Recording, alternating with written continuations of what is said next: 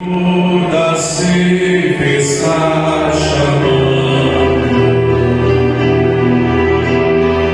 peguei por minha glória, almas que louvor chorando,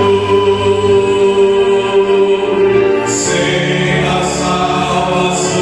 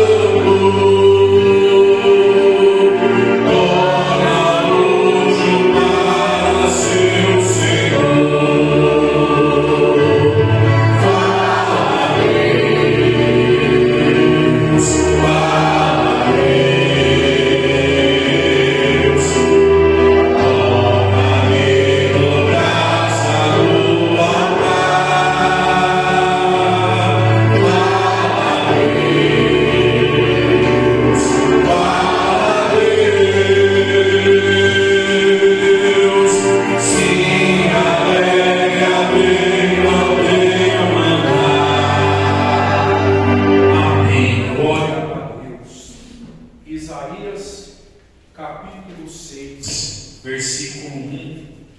Vocês vão perceber na leitura. Quem escolheu os louvores hoje foi você, Cezito, que escolheu isso? Foi o nosso irmão Diácono Zezito. Nós não conversamos hoje, só quando eu cheguei na igreja os louvores já estavam escritos. Mas a palavra que Deus deu tem tudo a ver com esse louvor que a gente acabou de cantar. Na leitura vocês já vão perceber, amém? Glória a Deus. Também teve uma palavra que a irmã Andrelina falou na oração, que também confirmou essa palavra, tá bom? Isaías capítulo 6 diz assim: no ano em que morreu o rei Uzias, eu vi ao Senhor assentado sobre um alto e sublime trono, e a cauda do seu manto enchia o templo. Serafins estavam por cima dele. Quem estava por cima dele? Serafins. Cada um tinha 6 asas. Com 2 cobriam os seus rostos, e com 2 cobriam os seus pés, e com 2 voavam. E clamavam uns aos outros, dizendo: Santo, Santo, Santo é o Senhor dos exércitos. Toda a terra está cheia da sua glória. E os umbrais das portas se moveram à voz do que clamava, e a casa se encheu de fumaça. Então disse eu: ai de mim, pois estou perdido, porque sou um homem de lábios impuros, e habito no meio de um povo de impuros lábios. Os meus olhos viram o Rei, o Senhor dos exércitos. Porém, um dos serafins voou para mim. Quem voou para ele? Trazendo na sua mão uma brasa viva, que tirara do altar com uma tenaz. E com a brasa tocou a minha boca e disse: eis que isto tocou os teus lábios, e a tua iniquidade foi tirada, expiado o teu pecado. Depois disto ouvi a voz do Senhor que dizia: a quem enviarei? E quem há de ir por nós? Então disse eu: eis-me aqui, Senhor, envia-me a mim. Então disse ele: vai e diz a este povo: ouvis de fato e não entendeis, e vedes em verdade, mas não percebeis. Amém. Pode se assentar e aplaudir o Senhor Deus Todo-Poderoso. E peço bastante atenção. Olha que coisa interessante. Porque essa palavra é muito linda, mas essa palavra é muito forte. Se você entender ela, você vai ver que hoje Deus está dando novos inícios, novos começos. Amém? Ele começa falando de morte. Ele começa dizendo: no ano que o rei Uzias morreu. Por que ele fala isso? O rei Uzias foi um rei muito conhecido, e a morte dele foi uma coisa que ficou enfática. E quando falava o ano que o rei morreu, todo mundo já sabia que ano que era, Rose. Olha que coisa. Foi uma data marcada por uma morte. E a morte ao cessar da vida. Espiritualmente, a morte é a separação de Deus. A pessoa pode estar vivinha aqui, mas se ela está separada de Deus, ela está morta. A questão é que diz que ele viu o Senhor sentado no alto e sublime trono. Deus se manifestou ali em uma forma menor, para que Isaías pudesse ver. Jesus disse que ninguém viu a Deus. Quando Jesus fala que ninguém viu a Deus, ele está falando na sua essência, naquela essência que somente Jesus pôde ver. No dia que Deus gerou a Jesus e disse: tu és o meu filho, hoje te gerei, o único que teve acesso a isso foi o Senhor Jesus Cristo, mais ninguém. Tanto que toda a criação Deus fez através do Senhor Jesus Cristo. Por isso diz que sem Ele nada do que foi feito se fez. Por isso em Apocalipse o próprio Senhor Jesus Cristo disse que Ele é a fiel testemunha. Testemunha de quê? De toda a criação. Então, quando Ele vê, quando Deus se manifesta de uma forma menor, e Deus sempre faz isso, irmão. Deus é o mais humilde que eu já conheci, é Deus. Por quê? Você vê no Velho Testamento, Ele se diminui em forma de anjo para se manifestar. Depois você vai no Novo Testamento, isso acontece poucas vezes, mas o ápice de tudo é que Ele se diminuiu ainda mais para aparecer para nós. No Salmo, tem um salmo que Davi fala assim, que o homem foi criado um pouco menor do que os anjos, mas que ele foi coroado por Deus com glória e com autoridade. E aí, quando a gente vai para o Novo Testamento, a gente vê qual é essa glória e qual é essa autoridade. O próprio Deus envia o seu próprio verbo, e ele vem e ele se diminui ainda mais. Agora ele não vai se manifestar em forma de anjo, agora ele vai se manifestar em forma de ser humano. Até então, quando ele vinha em forma de anjo, ele não precisou mamar, ele não precisou que alguém desse banho nele, ele não precisou que ninguém fugisse com ele de um lugar para outro, fugindo de Herodes. Mas quando ele vem se diminuindo para se tornar ali no corpo humano, ele se transforma em um bebê e vem no nascimento como todos nós, irmão. Isso é amor de Deus. Ele não espera que você cresça e alcance ele. Ele sabe que você não vai alcançar. Então o que ele faz? Ele desce. Mas ele não te perde. Ele desce, mas ele não deixa você se perder. Isaías não tinha esse entendimento ainda, mas foi o profeta que mais profetizou sobre a vida do Senhor Jesus Cristo. No Velho Testamento foi Isaías, mais ainda do que o próprio Moisés, que foi o maior profeta do Velho Testamento. A questão é que, quando fala que ele viu o Senhor assentado no trono, isso significa que Deus ainda está no controle. Deus não saiu do trono, Ele ainda é rei. Ele reina sobre a tua vida. Ele manda em tudo, Ele pode. Amém? A questão é que ele vem sentado. E quando fala o séquito encheu o templo, na minha Bíblia está escrito séquito. Isso aqui é importante vocês prestarem atenção, porque muitas pessoas confundem séquito com poder, né? Você vai ouvir algumas igrejas, você vai ouvir a pessoa falar: o séquito de Deus vai encher o templo. Mas o séquito é manto, é roupa. Significa dizer que a capa do rei, que os reis usam uma capa. Amém? A capa dele era tão grande que se estendia no templo inteiro. Ou seja, ele sentado no trono, a capa dele era tão grande que o manto da capa aí cobria a igreja toda.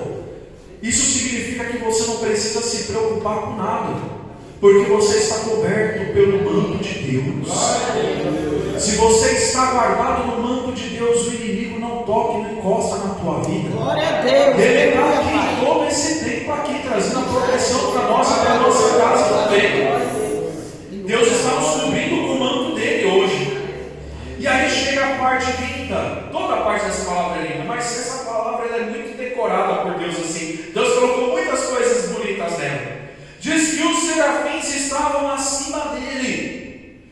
E cada um tinha 6 asas. Então imagina na sua cabeça um formato mais ou menos de homem com 6 asas.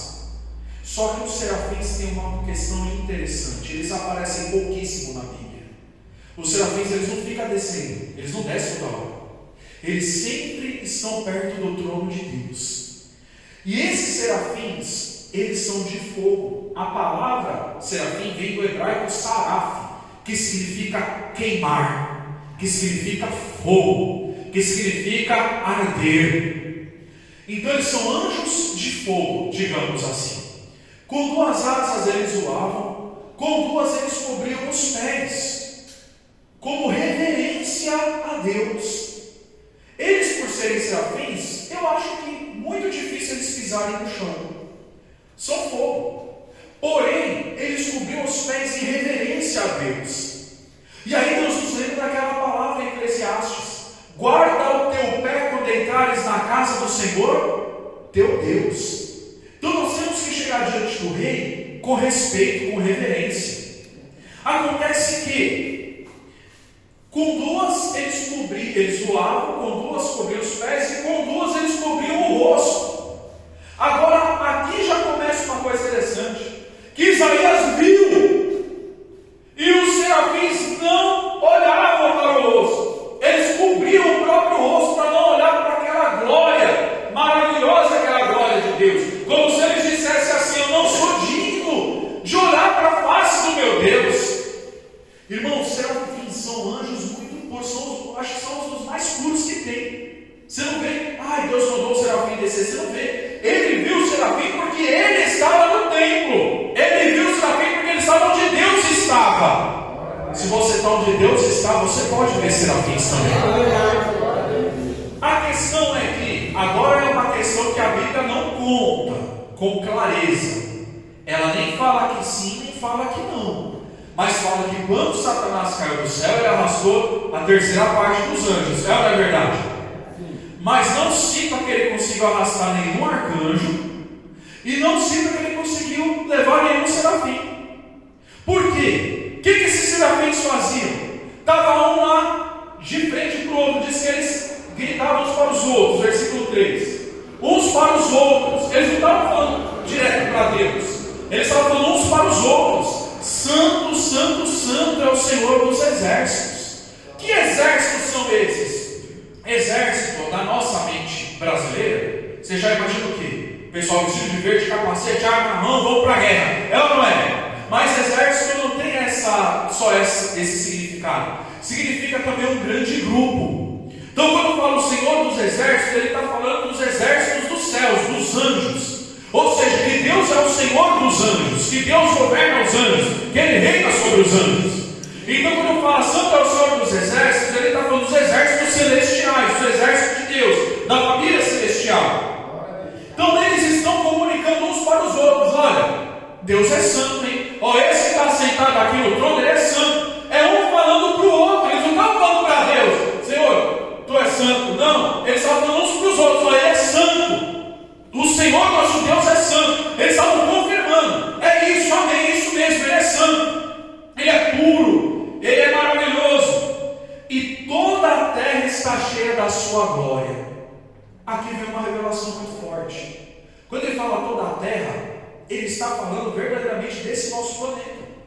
Tudo, irmão, faz parte da glória de Deus. Como pode, Bia, você que é da área da saúde, como pode eu estar com uma dor de cabeça e alguém descobre que na natureza tem uma substância que, se eu tomar, aquela dor de cabeça vai passar? É glória de Deus. Como que pode, Giovana, eu estar com sede e eu saber que se eu beber água a sede vai passar? Glória de Deus. Como pode eu estou com fome, eu vou ali comer uma comida e ainda vem o sabor ainda, meu André, ainda vem aquele gosto bom. O que é isso? Glória de Deus. Aleluia, Jesus. Tudo isso é glória de Deus. Glória a Deus.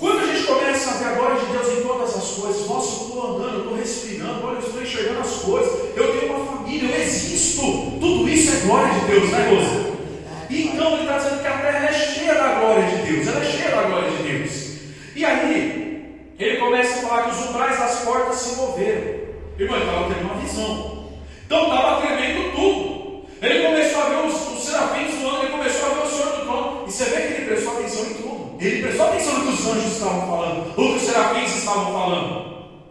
Agora, o que eu acho mais lindo vem depois. Porque nesse momento diz que se moveu por causa da voz deles. Eles estavam clamando tão alto, que Deus era santo, que a vibração da voz dos serafins fazia a porta tremer, movia a porta do lugar. Amém? Aí eu penso, Gustavo, se um serafim fazia tremer as portas, imagina Deus falando. Imagina o Senhor nosso Deus falando. É por isso que quando Jesus falou, Lázaro voltou para a vida. Por isso que quando Jesus chegou naquela menina e falou: vem menina, acorda, ela acordou. Amém? É a palavra de Deus, irmão, que vai fazer o terremoto acontecer. O que estiver fora do lugar, ele vai pôr no lugar. Então olha só, está falando só de serafins. A gente já imagina essa coisa curiosa. Imagina Deus, que é maior que tudo isso ainda, tá bem? E a casa se encheu de fumaça. Que fumaça é essa? Tanto no judaísmo quanto no cristianismo primitivo se oferecia a Deus, e no céu ainda se oferece, o incenso sagrado, que simboliza a nossa oração subindo para Deus. Está lá em Apocalipse, você vai ver isso. Então, algumas igrejas hoje ainda fazem isso, oferecem para Deus um incenso. Na minha casa Deus me deu a oportunidade, eu tenho incenso, quero usá-lo por Salomão. Olha que coisa! Que é o frankincenso, incenso de oliva. Irmão, é um cheiro maravilhoso, é gostoso demais aquele cheiro. Mas, meu Deus, só pode ser coisa de Deus mesmo. Ele é extraído de uma árvore, ele é tirado para, não é aquele de vareta não, ele é tipo umas pedrinhas que você coloca em cima do carvão, e ele espalha fumaça e um cheiro maravilhoso. Então hoje esse cheiro, pronto, é igual que a igreja católica usa, igualzinho, não muda em nada, é exatamente o mesmo. A questão qual que é? Aquela fumaça encheu o templo. Só que ele agora, ele estava no tempo, mas ele estava tendo uma visão. Então ele estava vendo que aquela fumaça começou a se multiplicar e encher. Por que estava enchendo? Por causa da adoração dos serafins. Quando você enche a casa de adoração a Deus, quando você enche a tua vida dessa devoção a Deus, Ele enche a tua vida. Tua vida deixa de ser vazia. Preenche tudo que estiver vazio, vai chegando, a fumaça de Deus vai entrando, vai abrindo, vai abençoando você. Então o que acontece? Aí Isaías se desesperou. Até então ele estava maravilhoso. Ele estava, nossa, que visão linda, né, Sônia? Ele pensa, nossa, que coisa linda, os anjos, serafins, Deus sentado no trono, que maravilha. Só que agora ele lembrou que ele era pecador. Agora ele falou, não, tudo isso é lindo, mas quando ele olhou para ele não viu beleza nenhuma.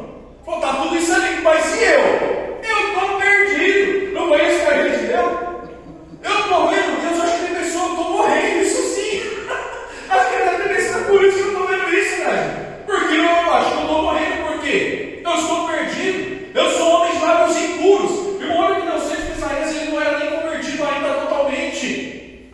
Ele falava, eu sou um homem de lábios impuros, eu falo um monte de besteira, e eu estou ouvindo os anjos falando que Deus é santo. Eu estou olhando para os anjos que não têm coragem de olhar para Deus, que eles cobrem o rosto para não olhar. E eu estou aqui olhando, sempre que eu tenho lábios impuros. E além disso, as minhas amizades. Que amizades? Que habitam no meio de um povo de impuros?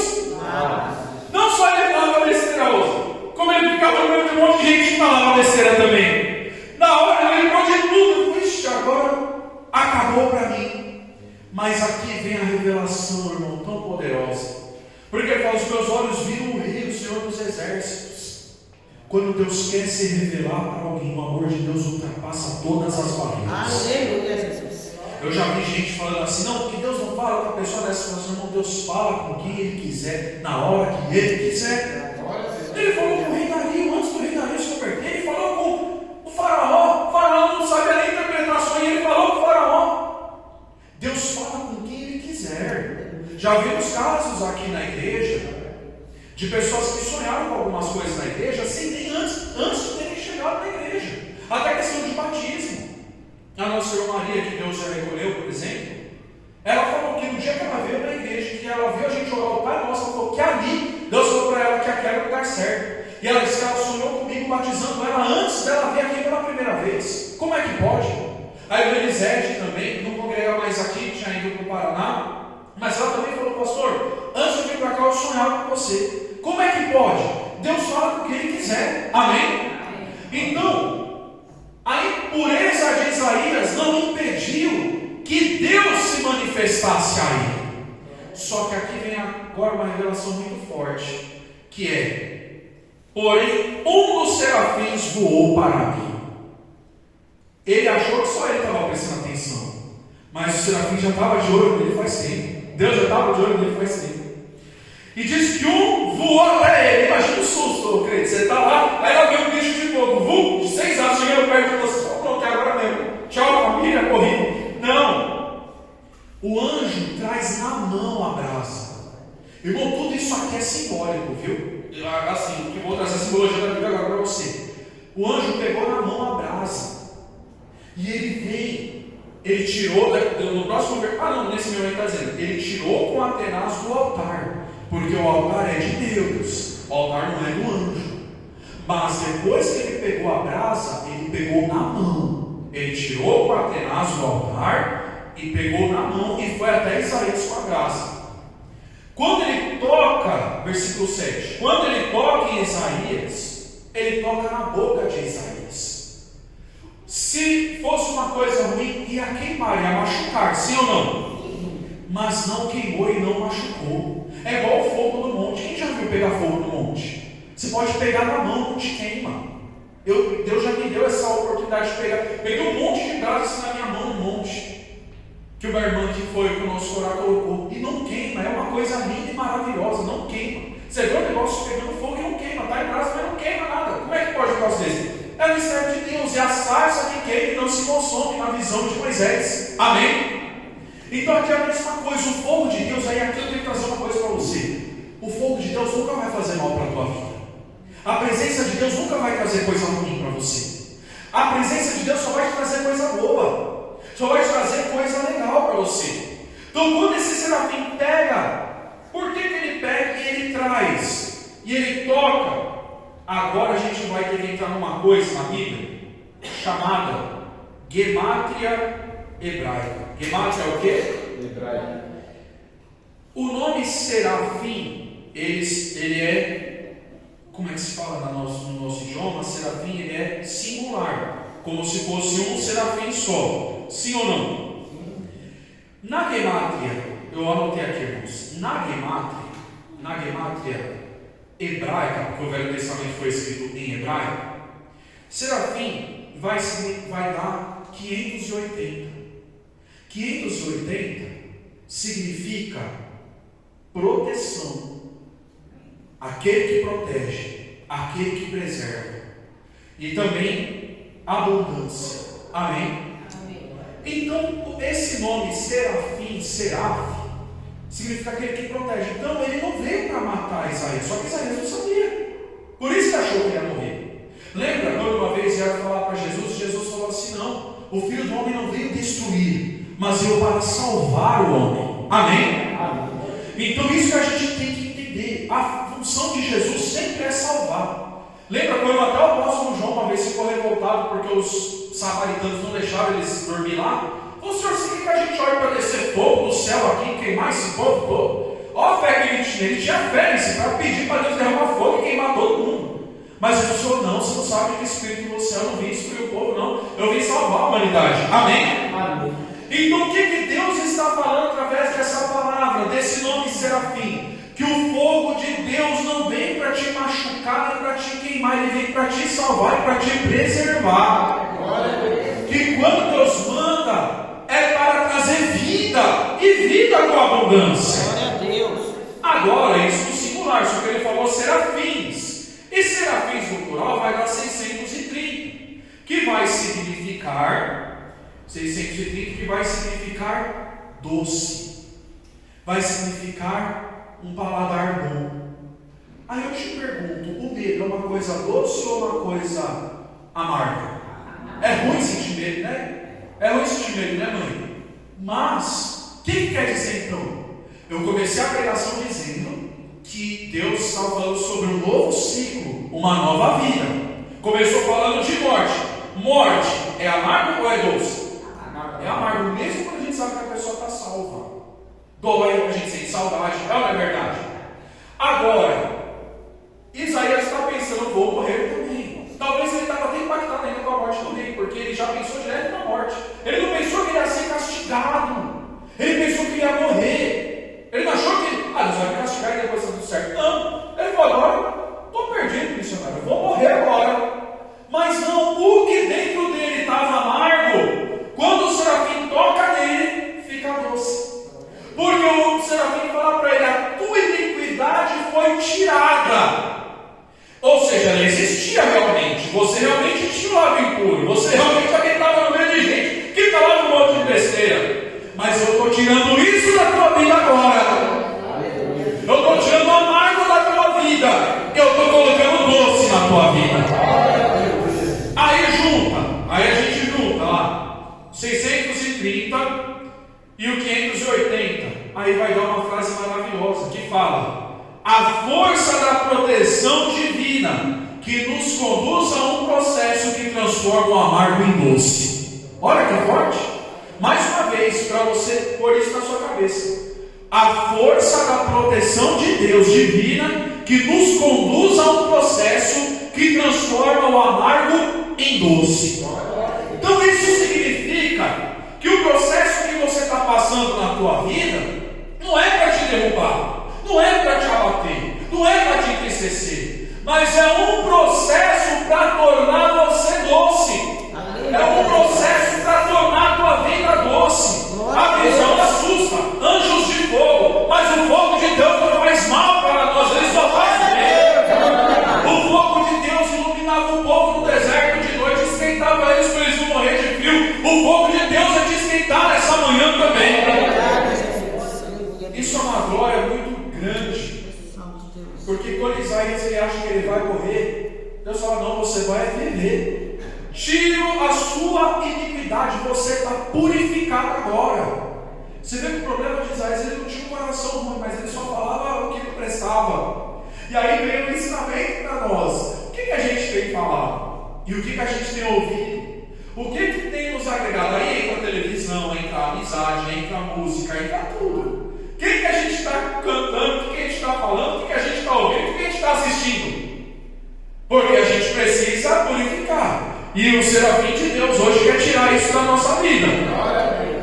E Deus não está falando, você é jovem impuro, continue impuro então, Isaías. Não, ele limpou Isaías, ele tirou. Da mesma forma, Samuel, é o que Deus vai querer fazer com a gente. Vai fazer o quê? Tirar a impureza do nosso lado e tirar as pessoas que falam impureza da nossa vida também. E agora eu estou falando aqui debaixo de uma revelação que Deus me deu aqui agora. A palavra foi falada, como o serafim falava, que tremia tudo. Às vezes a forma que o serafim vai tirar alguém da nossa vida vai ser na base do terremoto. Às vezes vai na leveza, às vezes sai numa boa. Mas às vezes Deus olha e fala: aí não tem jeito, se eu não fizer um terremoto, essa árvore aí não cai não, eu vou ter que chacoalhar tudo. Deixa eu chacoalhar aqui. Só que Deus está falando para você: não tenha medo. Porque se o terremoto vier, ninguém vai morrer. Eu estou mandando o terremoto para ajeitar a tua vida e fazer um novo ciclo. Às vezes a gente pede para Deus uma nova vida, pede para Deus uma nova oportunidade, pede para Deus um novo acontecimento, mas a gente está agarrado no velho. Não deixa o velho ir. Aí o que Jesus vai dizer para nós lá na parábola? Que você não pega um pano novo e costura no pano velho. E nem o pano velho costura no novo, senão você vai perder os dois. Então o que Deus está querendo dizer? Aí o próprio Jesus fala: remendo novo se coloca em pano novo. Ou seja, você quer o novo de Deus? Abraça o novo de Deus. Aleluia, Jesus, glória a Deus. Quem me diz isso? Aquele que está em Cristo, nova criatura é, as coisas velhas se passaram. E Deus também diz: eis que faço novas todas as coisas. Então a gente tem que aprender, irmão, que a gente está no reino de Deus e que o rei é ele que manda, a gente não. A gente só obedece. Amém? E aí, depois disto, ele ouviu a voz do Senhor que dizia: irmão, olha a transformação de vocês na vida de Isaías. Foi a primeira revelação que ele teve, a visão ali, ó. Não, pastor, mas no capítulo 2, mas a Bíblia não é escrita em ordem cronológica. Você sabe disso, né? A Bíblia não está escrita em ordem cronológica, não, tá? Ela está mais em fase de temas do que em cronologia. Tem coisa na Bíblia que em um capítulo, vamos supor, vou dar um exemplo para você entender, que um capítulo é 2026 e no próximo capítulo é 2015.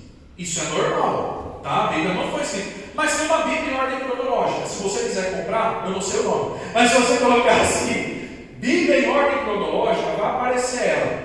Aí você vai conseguir ler a Bíblia no tempo certo, ano 1, ano 2, só que aí você vai perceber: nossa, mas por que ele está escrito esse texto agora? Porque é cronológico.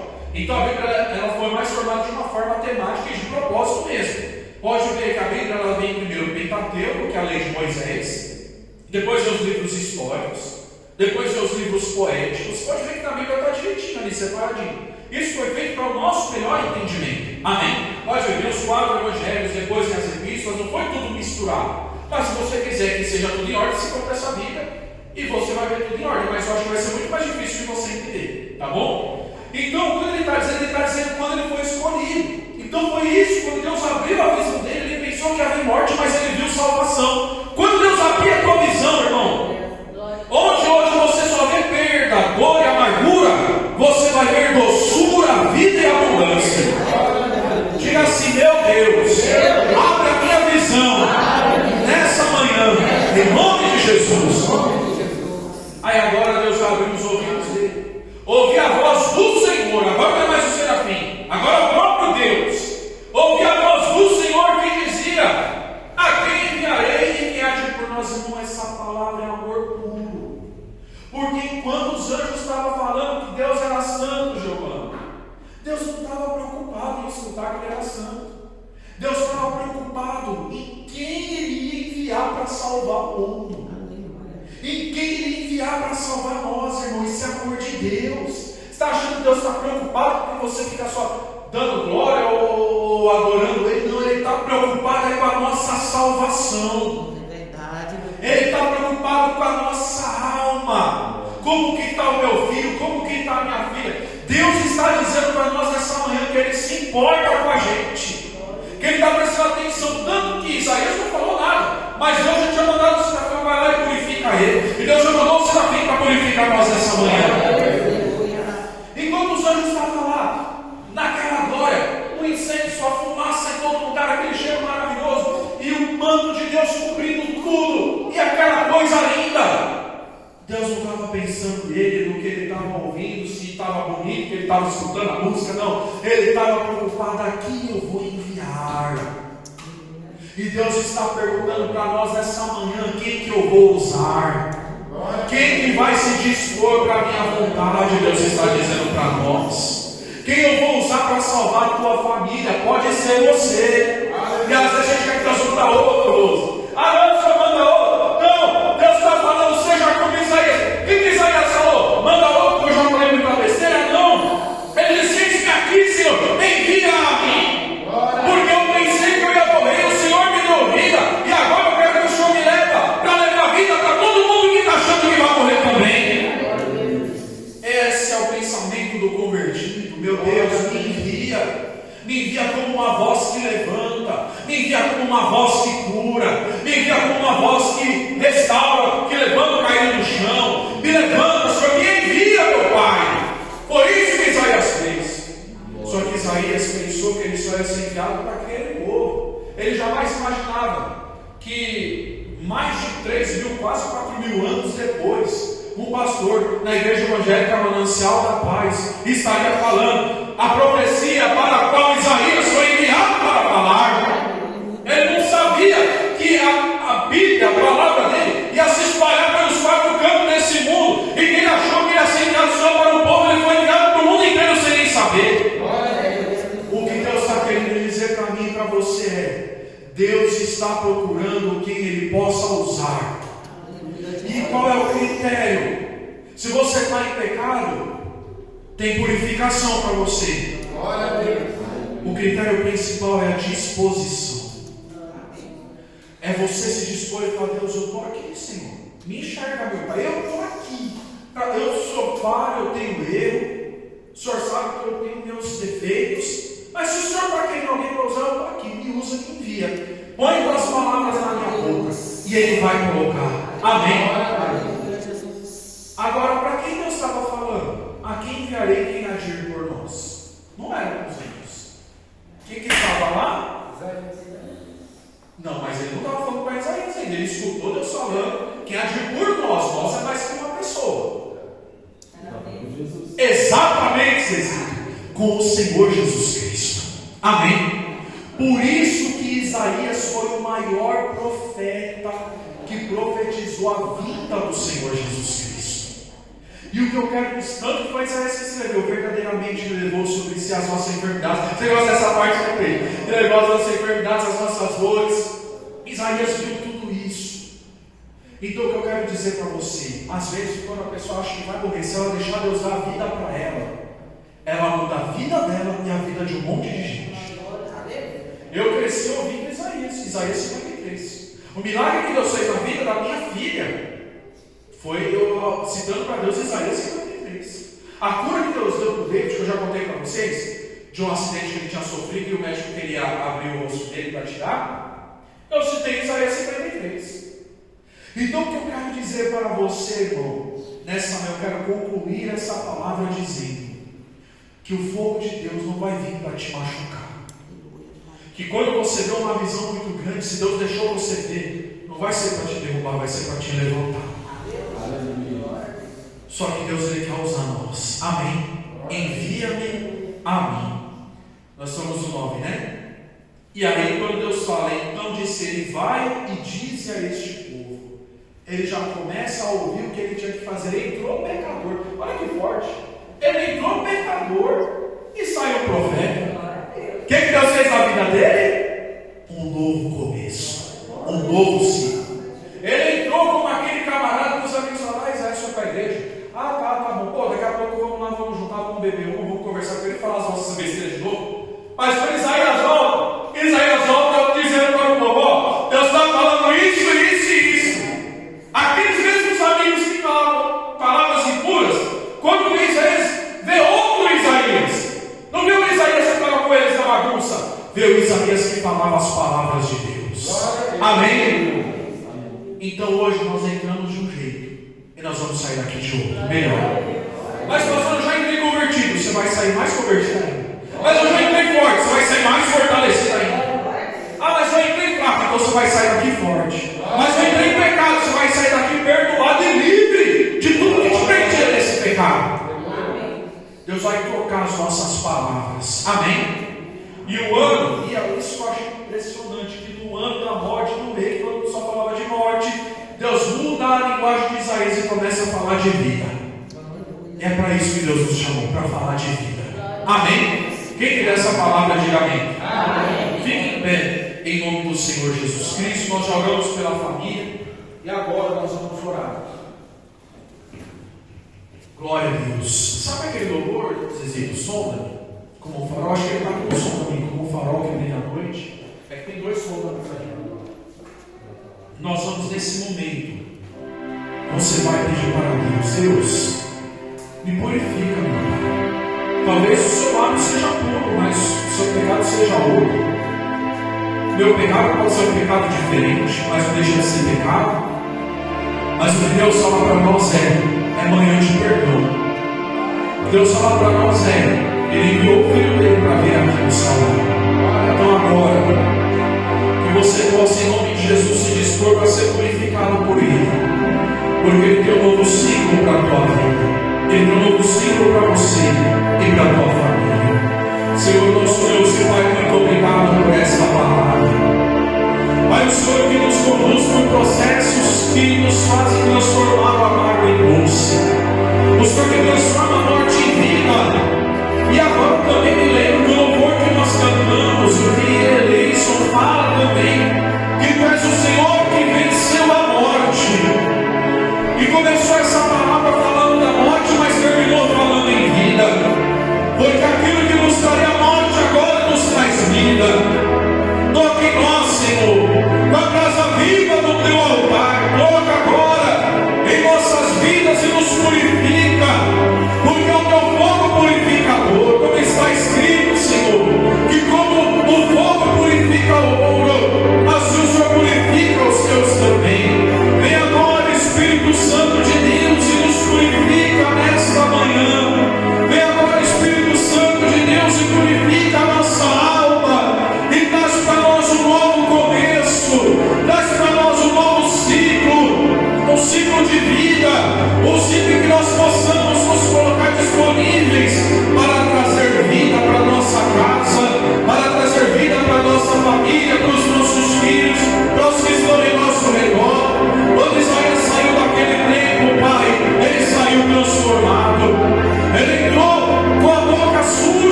águas.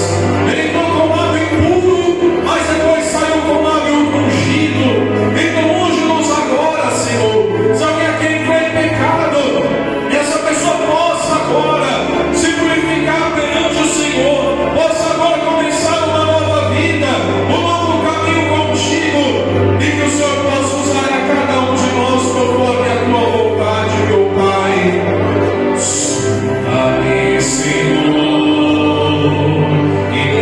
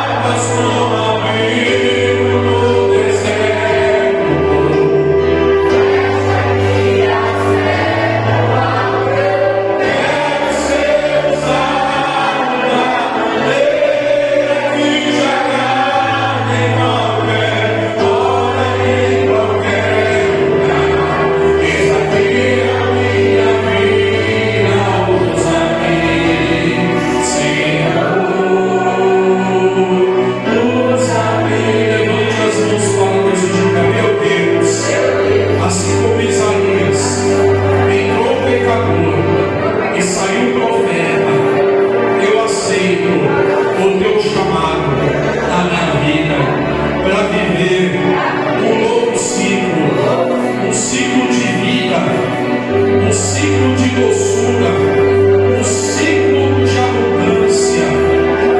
Usa-me, Senhor, para trazer vida para mim e para a minha família e para os meus amigos e para quem mais o Senhor quiser me usar para falar.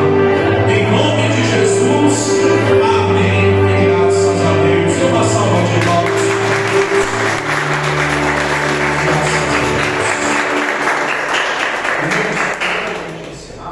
Quero só dizer para vocês, serafim é uma coisa, querubim é outra, tá? A palavra querubim significa aquele que guarda, mais relacionado a coisas espirituais, assim, que guarda as coisas espirituais. Só que o querubim aparece na Bíblia com um corpo cheio de olhos. O querubim, na Bíblia, ele aparece com 4 cabeças. Aliás, com uma cabeça, com 4 rostos. Um para cada lado. Ele vê os 4 ao mesmo tempo. E diz que o corpo dele todo é de olhos. Ele vê tudo. Todo cheio de olhos o corpo dele. Está lá em, se eu não me engano, Ezequiel capítulo 10, versículo 12. Todo cheio de olhos, ele vê tudo. Mas pastor, por que você está falando isso agora? Porque se preste atenção nisso aqui, que isso aqui vai te ajudar muito. Olha só. Se o querubim ele vê tudo, na frente, atrás, todo, pelos lados, ele está olhando tudo, ele é todo cheio de olhos. Vocês sabiam que o inimigo das nossas almas ele é um querubim? O que significa dizer isso? O que significa dizer isso, Zezito? Que não adianta você ver tudo, você saber de tudo, você olhar para tudo ao mesmo tempo, se você não deixar a palavra de Deus mexer dentro de você e você obedecer essa palavra. Quando ele virou o Satanás, digamos assim, vamos dizer, ele continuou sendo um querubim, só que o querubim caiu, o anjo caiu, mas as características continuaram as mesmas, ele continua sendo cheio de olhos, por isso que ele vê tudo, aí que a gente fala, nossa, porque, irmão, ele é um querubim, nosso Deus ainda é maior do que todos os querubins juntos, amém? O que isso tem a ver comigo e com você? Às vezes a gente quer olhar para tudo, a gente quer olhar tudo, a gente quer saber tudo, e a gente esquece do principal alvo, que é Jesus Cristo. O apóstolo Paulo falou, prossigam para o alvo. O próprio Senhor Jesus Cristo ele fala que é melhor, se o teu olho te escandaliza, arrancar e jogar longe. É melhor entrar na vida com um olho só. Jesus falou. Mas irmão, isso é simbólico, tá? Se chegar aqui, semana que vem, está todo mundo só com um olho só. Não, isso é simbólico, tá? Mas o que isso está nos mostrando? Às vezes menos é mais. Se o pouco que você sabe te leva a ser fiel a Deus, é isso que importa. Amém? Às vezes a pessoa quer saber muito e aí a pessoa acaba tendo um problema, porque foi exatamente isso que aconteceu. Satanás faz isso. De tanto querer olhar tantas coisas e no final das contas, mas isso é tempo para estudo bíblico, né? O que eu quero dizer para você, às vezes menos é mais. Por isso, Moisés sabia disso. Moisés disse assim: as coisas que já estão reveladas pertencem a nós, mas as ocultas pertencem ao Senhor. Então não cabe a nós querer saber as coisas ocultas. Deus revela para quem Ele quiser, mas como fala, o primeiro passo é dele. Não sou eu, Deus, eu quero as coisas ocultas. Cuidado, isso é um perigo. Muitas pessoas se desviaram.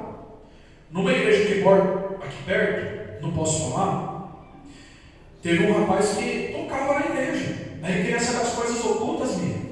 Foi para o culto, se arrebentou. A família dele se destruiu, assim, o casamento dele se acabou. Assim, ele caiu em um precipício muito fundo, que queria ver tudo. E eu já tinha falado para a esposa dele, para ele, eu falei, não, que a vida é energia. Eu falei, não. Quando Deus criou a água, Ele disse, haja água. Ele não falou, haja energia. Ele falou, quando Deus criou a água, teve água. Essa história, tudo é mente, tudo é energia, é mentira, não é não. Quando Deus criou a luz, Ele disse, haja luz. Ele não disse, haja energia, que pareça a luz. Não, então cuidado. Tá bom? Isso é resposta para alguém aqui. Você está indo para esse caminho oculto, volte para o caminho que te está revelado, que é o caminho de Jesus Cristo. Seu caminho é Deus, é Jesus. Verdade. Não é o ocultismo. Amém? Então fique firme. Então eu quero terminar dizendo isso. Não é olhar tudo e saber tudo. Porque às vezes a gente quer saber de tudo, irmão. Isso mais nos atrapalha. Por isso que Deus fez o querubim cheio de olhos. Mas nós Ele só fez com 2. Tá bom? Então vamos estar aqui. Deus é tão bom, né? Que Ele fez acho que 2 anos e uma boca só. Para a gente vigiar mais e falar menos, né? Então, irmãos, Então é isso que eu quero trazer para vocês. Semana que vem, Santa Ceia. Irmãos, uma pessoa pediu para nós cesta básica. Então quem puder trazer o quilo de alimento, tá bom? Na semana que vem, vamos ajudar as pessoas em nome de Jesus. E vai dar tudo certo em nome do Senhor Jesus, tá bom? Também quero lembrar vocês, teve irmãos que ajudaram, aquela moça que eu falei que estava querendo tênis e tal. Deus abençoe, ela está bem. Eu falei com ela essa semana. Está tudo certo para a glória de Deus, tá bom? Só estou dando aqui o parecer que ficou sem resposta, né? Depois disso, né? Ficou sem saber, né? Então está tudo bem, graças a Deus, tá bom? Vamos agradecer a Deus então por esse culto. Diz, por favor, ore por nós. E a irmã Rose, se prepara, irmãos. Aqui eu não quero te pegar de desprevenido. Tem que avisar antes, né? Para depois, né? Tá bom? Mas semana que vem, quem sabe, né?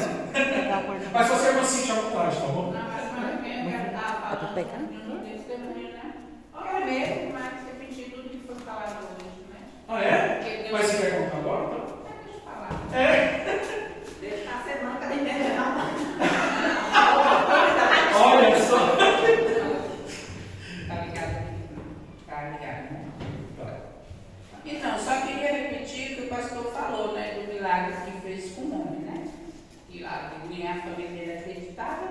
E eu quero falar do que Deus fez comigo em relação ao câncer, né? Que eu orei numa quaresma, que foi quando eu pus a mão, uma oração, de joelho, quando eu levantei, que pus a mão, não sentia mais, né? Então eu sabia que às vezes eu tenho meu filho que tem problema, e eu oro por ele, até hoje, a campanha todos os dias. Mas eu sei que Deus vai dar resposta no tempo dele. Eu tenho falado, Deus, não é o meu tempo ainda. Eu oro, porque o Senhor fez um milagre na minha vida tão fácil, tão piscar dos olhos, que eu nem acreditei. Por que não na vida dele também, né? Mas eu continuo orando e confio, porque quando Deus faz, é tão rápido que a gente fala, meu Deus, como isso aconteceu? Mas foi Deus. Porque eu falo que quem me curou foi Deus, não foi outra pessoa. Foi Ele, você vai ver, aparece. Outras testemunhas, para todo mundo que fala hoje, eu trabalho em São Paulo já há muito tempo.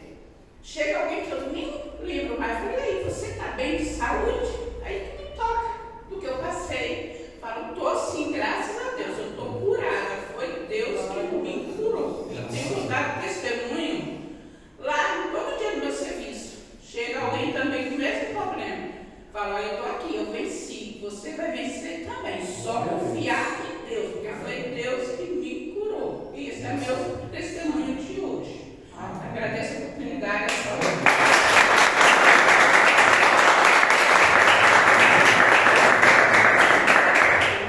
Agradecer o culto de hoje, né, ao Senhor Jesus Cristo, que está sempre presente aqui no nosso meio, né?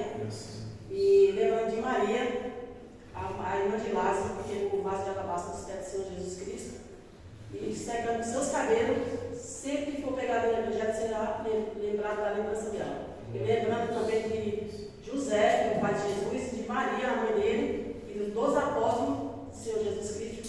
Vamos terminar esse culto fazendo a oração que o Senhor nos ensinou. Pai nosso que estás nos céus, santificado seja o vosso nome, venha a nós o vosso reino, seja feita a vossa vontade, assim na terra como no céu. O pão nosso de cada dia nos dai hoje, perdoai as nossas ofensas, assim como nós perdoamos aqueles que nos digam, e não nos deixeis cair em tentação, mas livrai-nos de todo mal, porque tu é o reino, é o poder, a honra e a glória para todos sempre. Amém. Que o grande amor de Deus e a paz do Senhor Jesus Cristo estejam com todos. Amém. Deus abençoe. Dá paz, irmão, da sua irmã. Glória a Deus.